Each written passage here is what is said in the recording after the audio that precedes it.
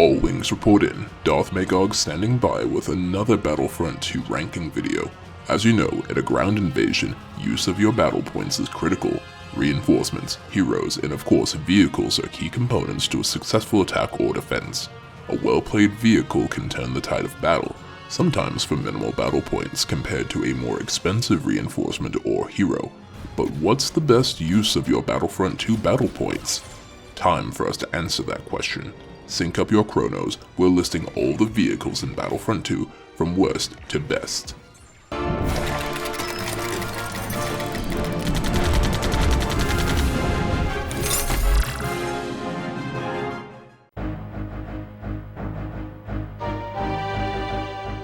Yeah, we're cheating here, but the AT-M6 is the worst vehicle in Battlefront 2. It's not that it has bad damage output or armor, and for its size, the speed isn't too bad either. The issue is that the vehicle is completely unplayable in-game. Like, you can't use this as artillery on crate. Why, EA? Why? It seems like it would play like the AT-AT, but since it isn't playable, it automatically loses here.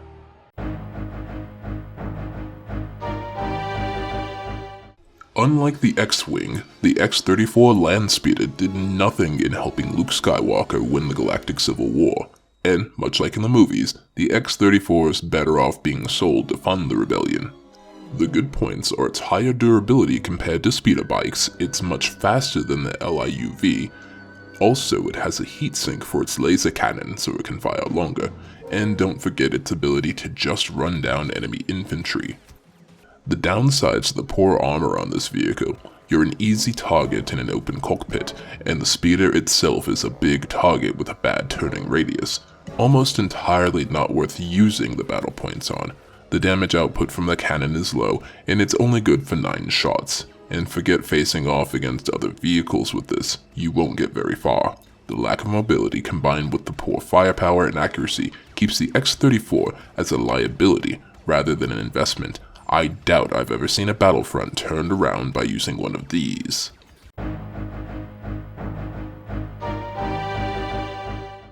Coming in at number 16 is the Clone Army's own BARC speeder bike. The Grand Army of the Republic has some amazing ground vehicles, but unfortunately the BARC speeder isn't one of them. I would say that the BARC is fast, like so fast that it's unwieldy. If you need to get on a command post quickly, I'd pick the BARC over the competition any day. It has the same abilities as the X-34 with motion scan for scouting, laser salvo for damage, and a heat sink for sustained fire against enemy units, so those are neat. The BARC doesn't have any special abilities that set it apart from other units very well, and again, the speed is just as much a benefit as it is a weakness. It's just hard to control effectively. The Force forbids if you want to aim its laser cannons, which are fairly low powered all things considered. It's not the worst vehicle to use battle points on, but it's still very low on our list for these reasons.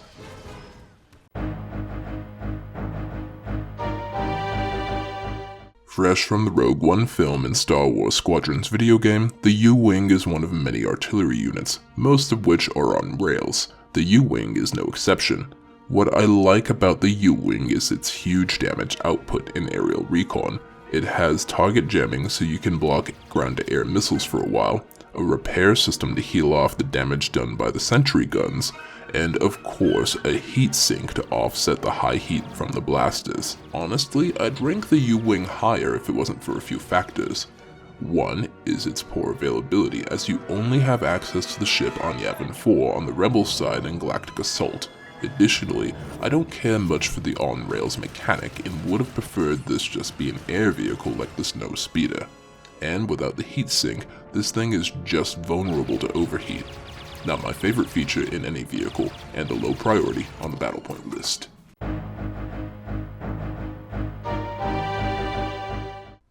A speeder used by the Empire and Rebels alike, the 74Z has a lot going for it. First off, it's a fast unit, so it's perfect for capturing reinforcement points for your team, and it's hard to hit in motion. The abilities are pretty universal for the speeder class, being motion scan, heat sink, and laser barrage, which suits its role as a scout. The damage output is better than the BARC, roaming capability can put the hurt on heroes, and finally it's cheap, averaging 200 battle points so you can always get one right away. The downsides are similar to that of the BARC and X-34 in that it's a pretty lightly armored vehicle in general, and the pilot is vulnerable. Additionally, its high speed makes it tougher to control. Finally, for some reason, this speeder is only deployed on maps that have a lot of obstacles for you to run into. So, Endor, you can only use it on Endor, which, again, is appropriate for canon but inappropriate for gameplay, keeping it lower on the lower half of the list.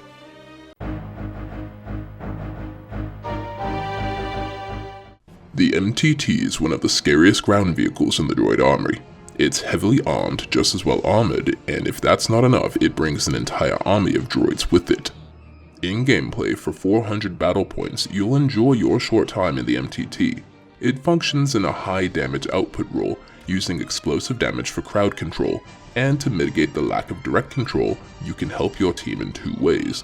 First, by scanning nearby enemies and marking them for attack, huge for warding off ambushes. Second is the ability refresh, which does exactly what it says on the tin, a great way to turn the tide. The downsides are mobility and control. You can't choose where the MTT goes, nor can you stay in it for very long. You're right back into the fray as soon as your time runs up. Couple that with limited availability and you're looking at a good vehicle but not always the best use of your BP in Battlefront 2. So, we'll move on.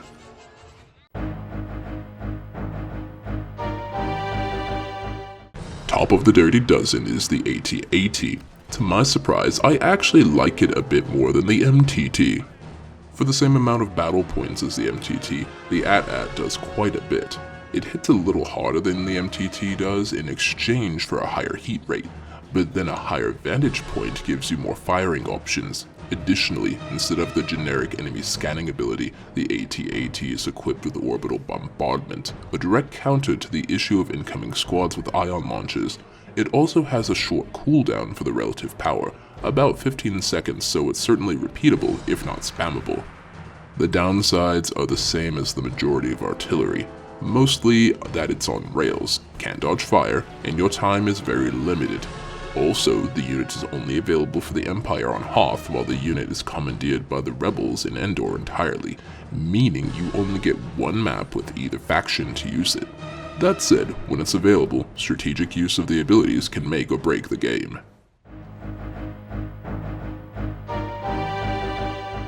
Just outside of the top 10 is the First Order's LIUV. So nice, the Resistance stole it twice. The LIUV is the premier speeder. It's the easiest to control out of the four and has the best armor.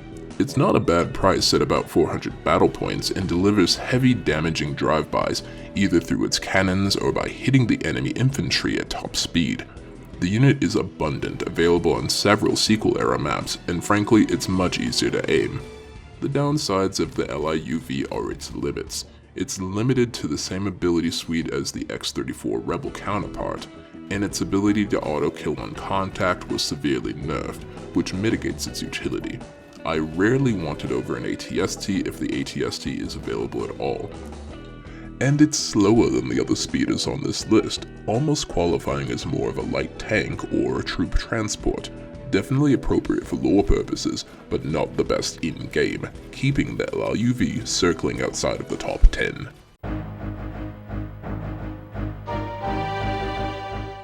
A Battle for Naboo staple, the Trade Federation STAP is a highly mobile infantry unit. For the speed and maneuverability, this thing is pretty much unmatched. It's easy to control in the BARC, and the aim is a little better.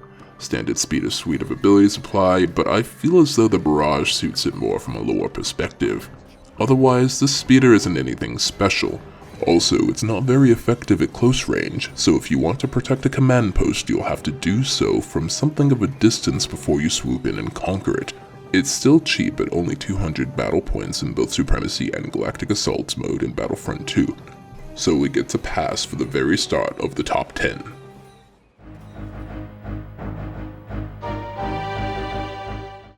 The LAAT is the gunship that won the Clone Wars. Well, sort of.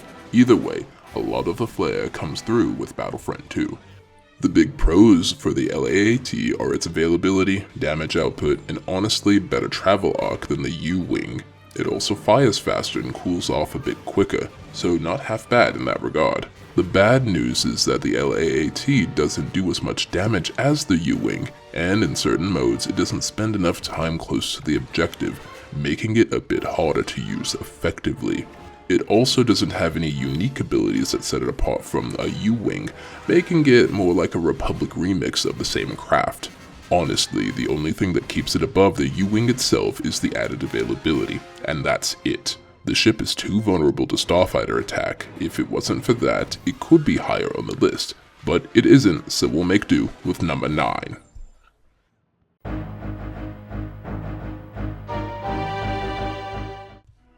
Technically not a vehicle, but if SWTOR is willing to call a Tauntaun a speeder, then I'll call it one too. The Tauntaun is unique in many other ways than just being the only organic unit on the list.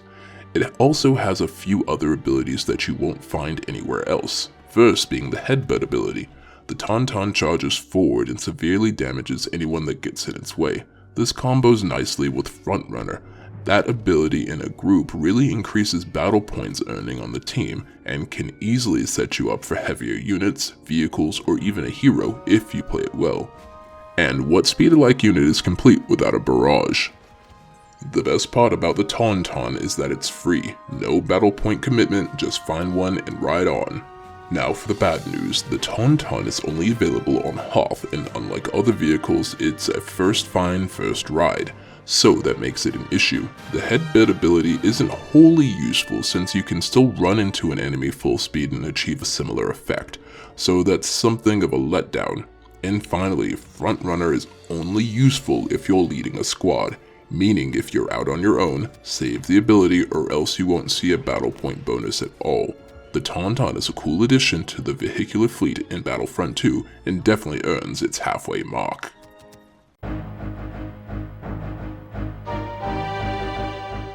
The speeder that didn't do a thing to the AT-M6, most fans will remember the ski speeder from The Last Jedi.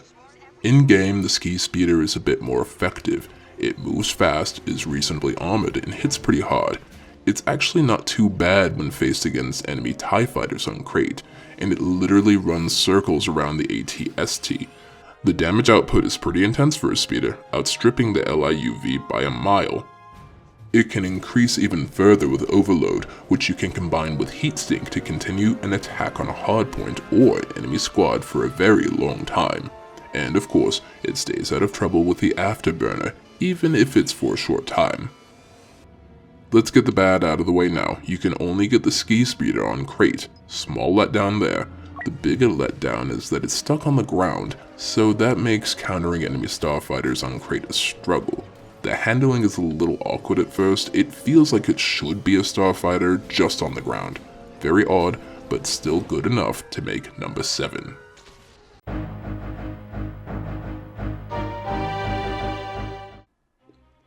The All-Terrain Tactical Enforcer is probably the most dangerous unit in the Republic Army, and they do mean all-terrain. Snow, forest, beach, asteroids apparently, vertical walls, there's nothing an ATTE can't walk over, and this translates pretty well in their effectiveness in Battlefront II.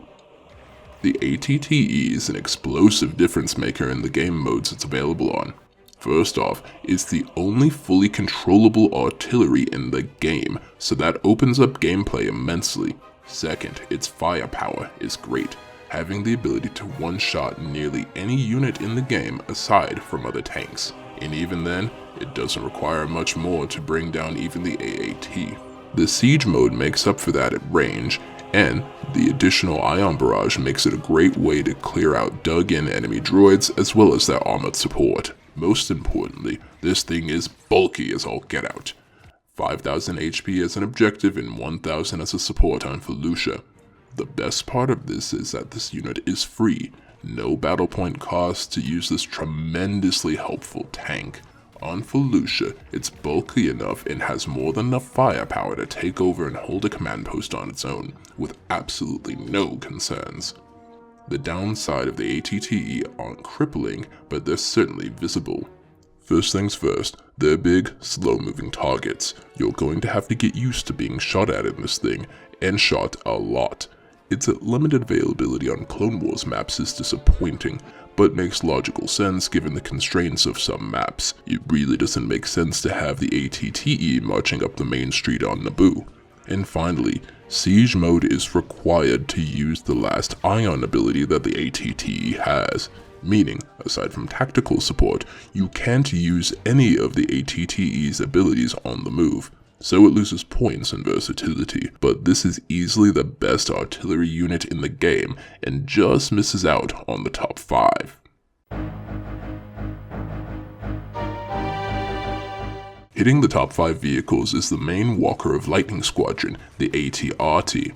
It's a bread and butter unit for the clone army specifically to take down unsuspecting enemy vehicles. My favorite part about the AT-RT is that it's cheap. 200 battle points is all you need to run the ultimate anti-armor unit in the game. The AT-RT is pretty mobile and agile for a tank in this game, and for a while was the main tank of the Republic. It has great longevity when you use the repair option to fix the armor. It picks out targets with a motion scan, supporting yourself and your team in the process. But your best bet is, honestly, to fire off ion charges at enemy armor units. Angle it in a mildly inconvenient spot and watch an enemy ATST or AAT melt under the pressure. The small profile also lets you bring the AT-RT into relatively tight spaces that a normal tank can't reach, making the AT-RT one of the deadliest armors in the entire game. The downsides are few, but noticeable. First off, the AT-RT has the lowest armor rating in the game at just 500, and even though it's an AT walker, it's got an exposed cockpit, leaving you, as the pilot, vulnerable. Otherwise, this is a really solid craft, and for 200 battle points, you may not turn the tide of the whole battle, but you'll certainly be in a much better position than a standard trooper on most maps.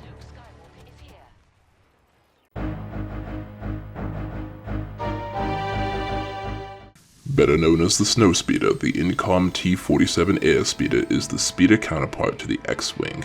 It's not as heavily armed as the X-Wing, but tends to do well in similar environments. It's also still the most reliable counter to enemy starfighters in ground combat. The Snowspeeder has remarkable cooling, highly efficient DPS, and maneuverability similar to that of a starfighter in most cases. This makes it an excellent choice for strafing enemy ground targets. It's also a great way to polish off the AT-AT at low health and save you a missile barrage, so that's always a neat feature. The Afterburner ability is a rare ability in ground combat and almost can't be countered, keeping you alive for more strafing runs. Combined with the heat sink and laser salvo, the Snowspeeder delivers plenty of damage consistently, effectively, and most importantly, frequently. It's also sold at a massive discount, just 200 battle points to get a fully aerial vehicle that can contend with the TIEs, which cost easily twice as much.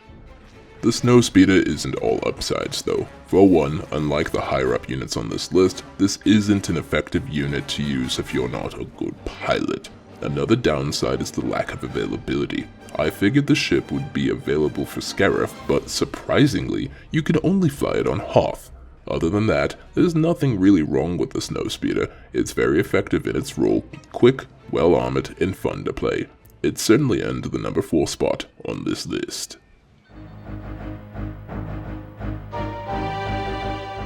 Realistically, the next 3 vehicles could easily be flip-flopped around if you wanted to, and you'd be perfectly justified in thinking so, but the Trade Federation's AAT is my bronze medal. Let's talk about good points. The AAT is bulky, the AAT hits hard, the AAT can hit enemy spacecraft with relative ease. There are lots of great things about the AAT. Surprisingly, it can shore up its impressive firepower even more by using a linked fire mode, which is also surprisingly effective as an anti-aircraft capacity. Siege mode is a deadly second option, allowing for very long-range shelling from a protected position. This can be like a precision airstrike on an unsuspecting command point. And, of course, it has a missile barrage for getting up close and personal with other enemy armor. There's not a damn thing to hate about this tank over here. The biggest weaknesses exist in 3 categories, first being the Siege mode. Siege mode is probably the AAT's most powerful ability, but it also leaves the tank vulnerable since it can't move in this mode, leaving the rear exposed for massive damage if you're not careful. The tank also has a massive blind spot above it, leaving it as a relatively easy target for air reinforcements of the fighter class or occasionally the jet troops. And finally, the missile barrage is probably the least effective ability out of the three. It's remarkably hard to aim for what it is. Otherwise, the AAT is about as good as a tank can get without feeling unfair, rounding out the top three.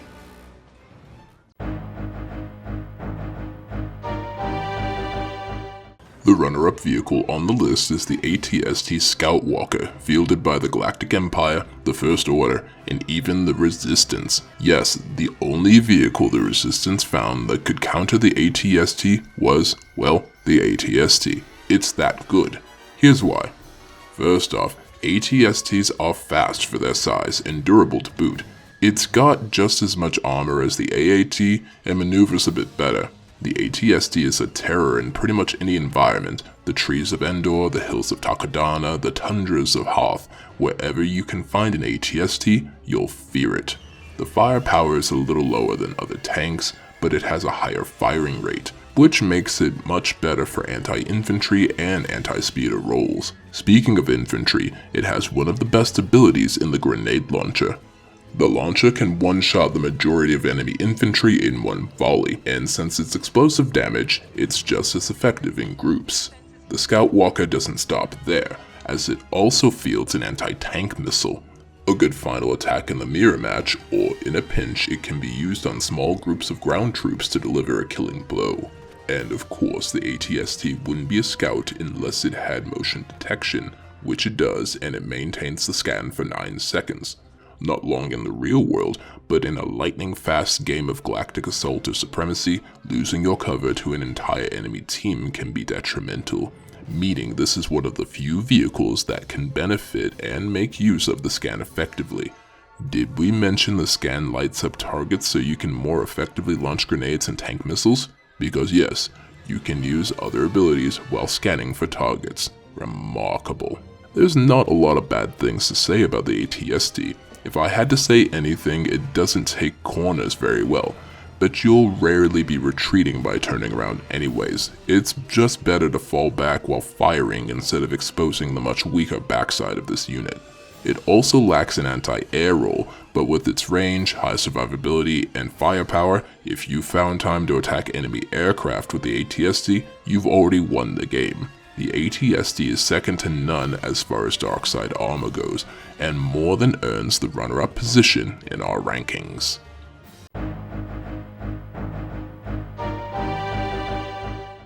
And the number 1 ground vehicle in Battlefront II is the TX-130 fighter tank. Considered the Jedi Starfighter of tanks, the TX-130 is a heavy-hitting, fast-acting, damage-sponging juggernaut in Legends lore, and it translates perfectly into this canon game. First off, let's talk about the damage. The TX-130's damage output is second to none. Pound for pound, it actually outstrips the AAT, even if it is by a small margin. And that's just the base damage from the main guns. If you want to do more damage, start cycling through the fighter tank's abilities. The laser barrage is probably the most effective one in-game, given the ease of aiming and the added explosive damage, making it equally effective against enemy armor as it is dug-in troops. It also has a charge mode for its cannons. Unlike the AAT, the fighter tank can still move while charging and firing these cannons, though it's slower. In exchange, a fully charged blast can demolish an enemy tank in a single shot. But my favorite ability has to be the missile barrage. The fighter tank carries a clip of 10 missiles that can be fired independently or in rapid succession, effectively against vehicles or large mobs of enemy infantry, making it one of the most flexible weapons in the Republic arsenal. The cost of 800 battle points is almost negligible when considering this tank. It's less than half the cost of an AT-ST and probably twice as effective. Don't count this as a regular occurrence, but I've actually been able to 2v1 AATs with this tank on Kashyyyk and won. I could go on for a while, but the TX-130 is spectacular. It has no business being as mobile as it is, especially when it's so durable and powerful. That combined with the friendly, forgiving nature of the controls makes the TX-130 one of the best units in the game, period. Nevertheless, the best tank. There's almost no downside to this unit. Sure, you can say that it's a terrible anti-air unit, but it's a tank. So I say the same thing about the AT-ST. If you're in a position to use it as anti-air, you've probably already won. The guns are in a fixed position, so you're forced to fire up front, and the tank is vulnerable from behind, forcing you to fall back while firing instead of turning around and exposing your backside. But again, with superior firepower, that's almost not a bad thing, because you're probably going to take at least a few droids with you. I had to hunt for problems with this tank, to be honest, and I really expected the AT-ST to outstrip it. Sadly for the Empire, nothing beats the Saber-class fighter tank, and that makes the TX-130 the best vehicle in Star Wars Battlefront II. And that's it, rogues. We've gone through the whole list. What do you think?